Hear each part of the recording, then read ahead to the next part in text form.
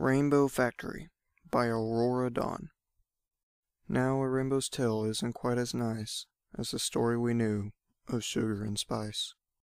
There has long been rumors as to how exactly rainbows are made in Equestria.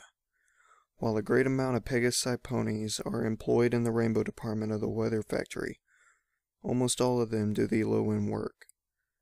What's known is that great streams of spectra, the individual colors of the rainbow, flow through large grates and into vast vats. From there, workers carefully and equally mix the spectra into coagulated rainbow pools that dot and run through the factory and surrounding city.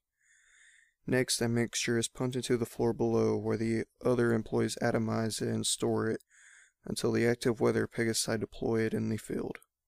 However, no one knows how individual spectra is made. Supplies are never seen being brought in, leaving not even a clue what goes on into the rainbow. Tourists even visiting the factory are treated to an extremely foreboding and plain wall, with massive solid doors barring entry to any pony at any time. While most of the facility's various signs and architecture is bubbly and welcoming, the Rainbow Factory's upper floor was protected by harsh imagery of potential hazards and death, and the cloud wall has made it not out of the clean white of the rest of the city, but out of black, quietly thundering fog. To become an employee of the Upper Rainbow Factory means sacrificing any life outside those black walls. Workers are sworn to secrecy and forbidden from leaving and live inside the facility itself. Those few who ever managed to make it out not in a body bag were twisted and disturbed, too damaged to even bring themselves to talk about it. A lot of theories were proposed. Dark magic from captured unicorns, chemicals and environmental hazards that no sane pony would tolerate, and even thoughts of another unknown sister of Celestia's destined to create the spectra instead of raise a sun or moon. None of them could have been farther from the truth. But a rainbow's easy once you get to know it, with the help of the magic of a Pegasus device. "Come on, Orion, we're going to be late for our final test," Scootaloo called to a friend of hers. She was older now, in her last year of flight school. She was like all other Pegasus in the school. They were terribly nervous of the final test. Those who passed were granted freedom into the world, to find their cutie marks if they haven't yet, and to become working ponies. A little known, or at least a little thought about fact, was what happened to the fillies that failed their test. While uncommon, one or two from every class generally didn't have it in them to perform the rigorous acts and maneuvers. Those that failed their tests were looked down upon in the worst of ways, shunned and hated. Cloudsdale had always been bred a form of nationalism amongst its occupants. If you weren't the best or didn't show the potential of being the greatest, you weren't allowed to be part of the glorious collective. Scootaloo moved a little to the side as Orion, a tall yet fairly skinny pony, settled next to her. He fluffed his light brown feathers and gave a worried attempt at a smile as he stared around where he sat. They were sitting in a large open waiting room overlooking the Coliseum, with all the other graduating Pegasi. Just visible in the distance was the factory. Orion glanced at it and gulped. "What's the matter, Orion? You afraid of getting a dead-end job on the snow line?" Orion chuckled a bit, then closed his eyes and sighed. "No, it's just... I don't know. I don't think I can do this. What if I fail? What if I don't fail, but do just as bad enough to still be disliked by everyone? I don't know if I can take being deported. Where do we even go, anyways?" Scootaloo gave Orion a friendly punch. "No one knows you, dolt, and we're not going to fail. Everyone here is going to be fine. I know I will at least pass," she laughed. "Thanks to the tips from Rainbow Dash, I'm sure to be fine." "Oh, yeah, sure. That reassures me. That's actually just as, if not even more reassuring than the psychopathic hate every pony here seems to love to spread." "Quit panicking, scaredy wings," Scootaloo replied. "The only one here I think that might fail is that yellow pony with the dark green mane. She's the one who's been out sick for that month, you know." "Oh yeah," Orion remembered as he craned his head in the other pony's direction. "The one who had that bad case of hoof and wing? She looks pretty confident, though." "I suppose we'll see," Scootaloo trailed. turning to look at the factory herself. It gave her chills, not fear, but pride. I hope I get some cool active weather job. Can you imagine everyone in Ponyville or Philadelphia staring up at me going, "There goes Skulu, such an amazing flyer," and from Cloudsdale can be no doubt. She smiled in excitement, forgetting her tension for the moment. That would be something, I'll admit. Mind you, just coming from Cloudsdale, who wouldn't be in awe? Exactly. Praise the flock. Praise the flock. Places, every pony. And Massive Pegasus walked towards the entrance to the Coliseum. We're going to do this by name. Your educators are on the east side of the field. Do not, I repeat, do not fly too far west. If they lose sight of you for any reason, you'll be failed immediately. Take deep breaths, stretch your wings one last time. The test will consist of 3 sections: weather clearing, agility, and finally recovery. Clear the clouds, fly through the hoops, and then fly to the marked elevation. Close your wings for the least 3 seconds. Any less and you'll fail. But keep in mind there's no extra points for extra seconds. Finally, recover before you hit the cloud floor. Understood? Any questions? The instructor paused and carefully glanced at every single pony in the room. Everyone's eyes were completely focused on him, and none were creased with confusion. All right, Aurora Dawn, you're up first. Clear, fly, fall, complete. The yellow pony nodded and walked quickly up to the starting ramp with purpose. She stared at the watching judges, waiting for a nod from all 3, and then took off with powerful force. The ramp bounced slightly from the force of the takeoff.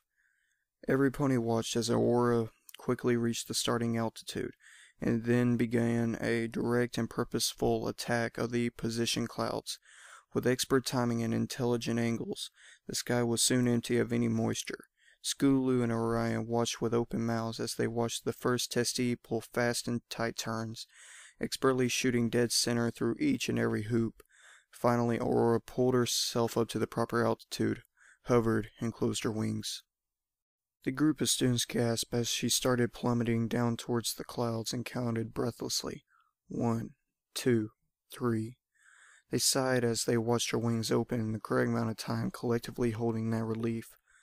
Suddenly, Aurora's wings whipped upwards, and the group of students flinched in horror as they heard the loud, hollow snap, only to be suddenly replaced by an unending, piercing scream. Many, like Orion, shielded their eyes with their wings, as others, like Scootaloo, could only watch, terrified, as the blur of yellow, green, and red plummeted into a cloud with a dull thump. Wasting no time, the instructor walked forwards again as the 3 judges simply pointed down and started shuffling papers around. Speaking loudly as if nothing had happened, he called out again, "Daisy Fields, clear, fly, fall, complete." Scootaloo and Orion stared, slack-jawed, as another pony gulped and then walked forwards into the path and took off. They turned back to the tuft of the cloud where Aurora landed and stared. As the wind blew the fragments that were thrown up from the collision away, they saw the shivering yellow body attempt to move, only to collapse with a cry. Faraday spots. Clear, fly, fall, complete. Aurora still struggled to walk, wailing with every step. Her legs weren't broken, she can use them fine, but it was obvious the pain from her wing joints and the loss of her potential life was crushing her. Scootaloo felt Orion shuffle uneasy, tears welling in his eyes, as a frown formed on his face. Holiday shine. Clear, fly, fall, complete. No one's coming to help her. Orion seethed through closed teeth. Scootaloo felt extremely sad for the yellow Pegasus, but couldn't see herself helping her. She would be felled herself and sent away, far away from Cloudsdale and any familiar place on Equestria, to a place where she and any other failed students could never stain Cloudsdale's reputation. It was a terrible shame, but Scootaloo couldn't fail herself. She couldn't fail her friends, and she definitely couldn't fail Rainbow Dash. Not after the care and help she had given her Scootaloo's whole life. Scootaloo blinked the tears from her eyes, and forced herself to watch the competing students. One after another took off, successfully passed the test, and flew to the east gate, under the judge's spot in the stands. That's all Scootaloo focused on. Pass the test, fly to the gate, live a happy life. Orion Solstice. Clear, fly, fall, complete. No. What? The instructor took a step back, one leg left raised in the air. You can't just refuse your flights test. Get out there before you piss the judges off. No. Don't even pretend you care about my future if you don't care about hers, Orion defined, unsure about himself. You say you want me to have a good life, and yet you let those that fail suffer unbearable pain. Get the fuck back into that field before I fail you myself, the instructor shouted menacefully. Fine, Orion spoke sharply. Before walking onto the ramp, he stared at the judges, waited for the individual nods, and the second they came, he took off. However, long before they started altitude, he turned sharply and landed gently next to Aurora. She turned and looked at him, blood running down her forehead and sides, and tears streaming down her face. What are you doing? You'll fail, like me. You'll be exiled. I'd rather be exiled from a place that treats ponies like this than live my life while others don't live theirs. Aurora smiled, happiness briefly replacing her sadness in her black and puffy eyes, until she stumbled again and intense pain flashed across her body. Orion leaned in close, using his wing to brace the yellow pony against himself. He stared up at the judges, beaming hate in his vision. They stared down unaffected and simply pointed down, before looking back towards the ramp for the next contestant. Scootaloo stood shocked, hardly hearing her name called. She moved numbly up to the ramp, never taking her eyes off her friend and the pony he sacrificed himself to help. After a brief moment, she shook her head, recovered her thoughts, and looked to the judges. Thoughts passed through her head as she watched them all nod. Oh, Celestia, what do? I can't let everyone I know down, but I'll never see Orion again. I suppose. I hope he knew that risk when he did that. I'm sure he's thinking the same right now. She glanced at Orion. He wasn't looking at her. She took off, heartbroken. Instinct kicked in as the familiar rush of wind cooled her and blew her thoughts away. She stopped at the right altitude and then launched again, sensing and seeing every cloud, formulating a game plan. In a matter of a couple dozen seconds, the sky was clear. She did a quick loop in mid-flight, aiming at the first hoop. With a powerful flash of her wings, she propelled forward through the first ring, and then the second, and then the third. Expertly turning and drifting, she curved in towards the second-last ring, near the bottom of the field. As she descended, she caught sight of Orion and Aurora, almost at the west gate now. Orion turned his head and smiled weakly. Scootaloo's focus shattered. Orion knew what he did. He cared about her, he'd miss her, and he'd never get to say goodbye. Scootaloo cranked into the bottom part of the ring, falling backward several feet and hitting the ground.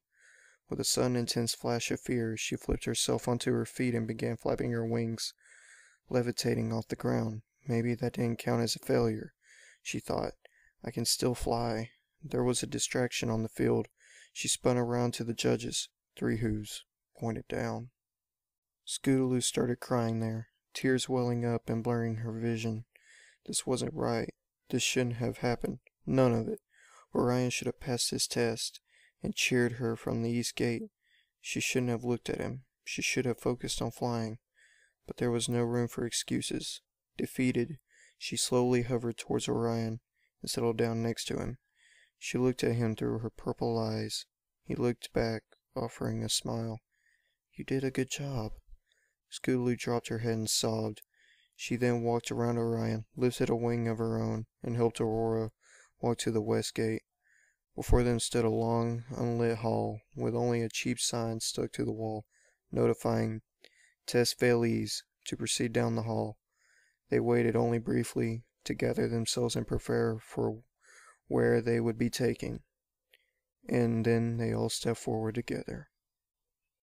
Let's dwell deeper into rainbow philosophy, far beyond that of Cloudsdale's mythology. It's easy to misjudge that floating city, with its alluring decor and social psychology.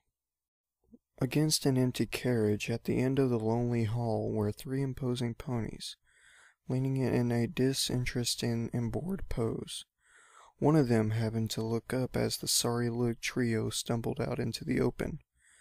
They were on the bottom edge of the Colosseum, with the vast rolling hills and plains of Equestria visible far below. "Hey, boss, we got some dim worthless Pegasus. The first one called to an even bigger pony on the other side of the carriage. "I suppose it's to get to work time, is it?" "Cool it, hotshot. There may be more, too." No. I was the last student to go." Scootaloo spoke in sobs. Orion could only hang his head. It's... She paused and then breathed deeply, determined to remain as strong as she could. "It's just us three. Aurora's wings. They're broken. She needs help." "Ain't that just a crying shame, is it?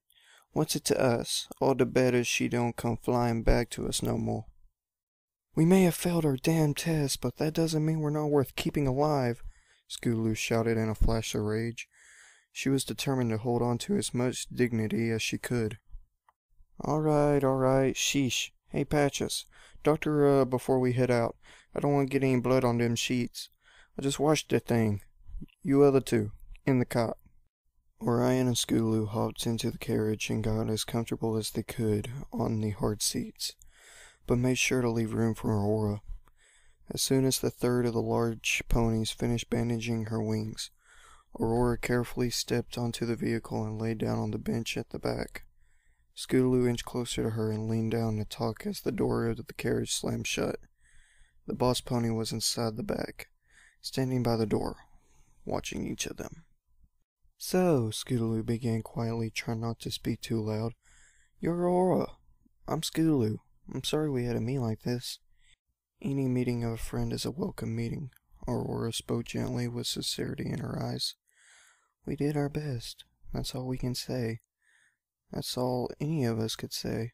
Who's to say that the city of the deported isn't a good one anyways?" The thought struck Scootaloo as she considered it.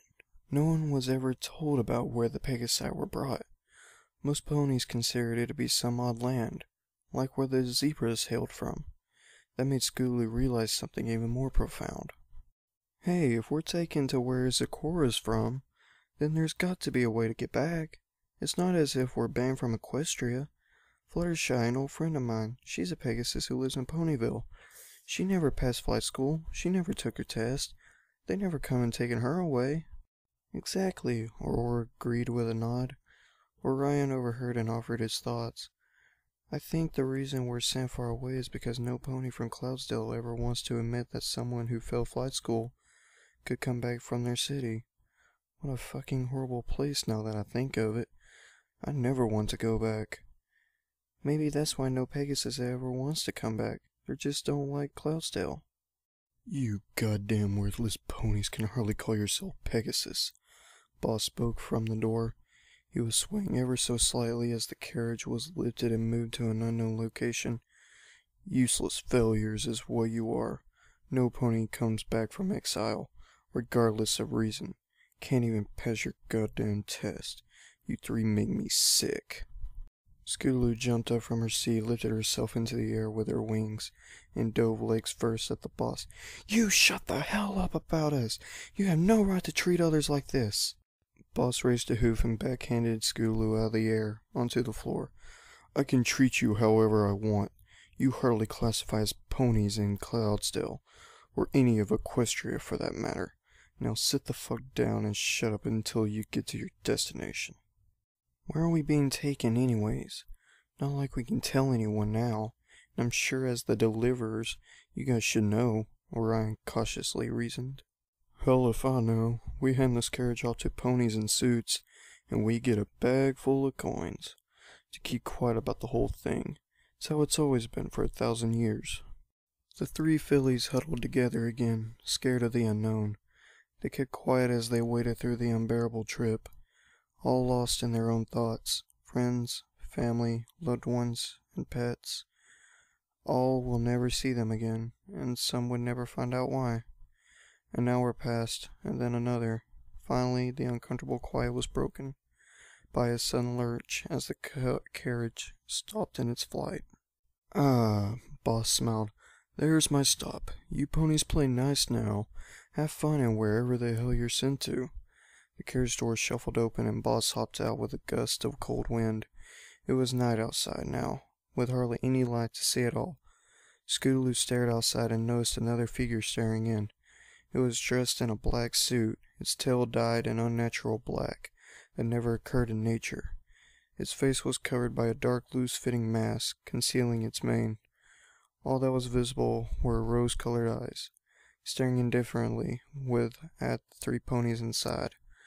They stopped on Scootaloo momentarily, unrecognizing, but she stared back. A second passed. The dark pony slammed the door shut, and the carriage took off once again. "At least we can talk now," Aurora whispered in the dark. But they had nothing to talk about.